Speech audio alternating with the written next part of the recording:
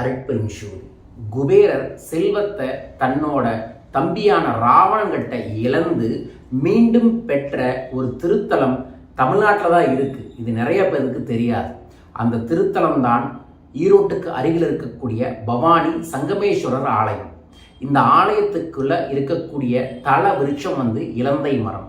அந்த இலந்தை மரத்துக்கு பக்கத்தில் பார்த்தீங்கன்னா குபேரருக்கு செல்வத்தை திருப்பி வாங்குற மாதிரி ஒரு உருவமே வச்சிருப்பாங்க.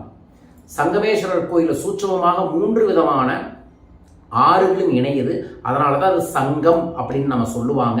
ஸோ அந்த இடத்துல தான் குபேரருக்கும் அந்த இலந்தை மரத்துக்கு அடியில் தான் செல்வம் திரும்பி கிடைச்சது.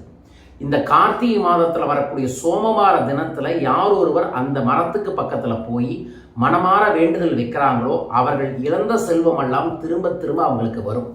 ஸோ உங்கள் வாழ்க்கையில் இழந்த செல்வத்தை திரும்பி வர, தொடர்ந்து உங்களுக்கு செல்வ செழிப்பு பெருக, இந்த மாதத்தில் வரக்கூடிய கார்த்திகை சோமவாரம் கடைசி வாரமாக வரும் டிசம்பர் 9ஆம் தேதி வருகிறது.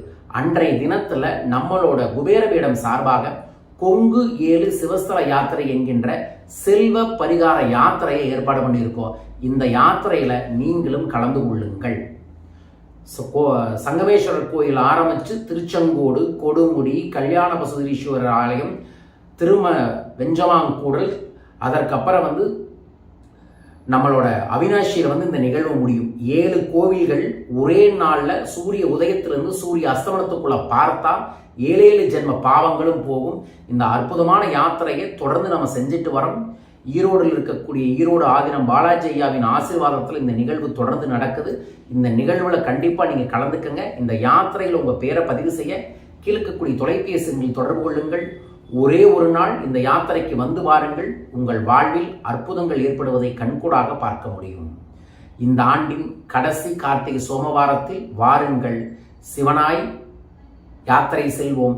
சிவனின் ஆகர்ஷங்கள் பெற்று சகல செல்வங்களை பெற முடியும். உங்களுக்கு இருக்கக்கூடிய பிரச்சனைகளுக்கெல்லாம் தீர்வுகள் தரக்கூடியதான் இந்த 7 பரிகார ஸ்தலங்களும் கூட. வாருங்கள், வளம் பெற்று நலம் பெற. விவரங்களுக்கு தொலைபேசிகளில் தொடர்பு கொள்ளுங்கள். தென்னாடுடைய சிவனை போற்றி, எந்நாட்டவர்க்கும் இறைவா போற்றி.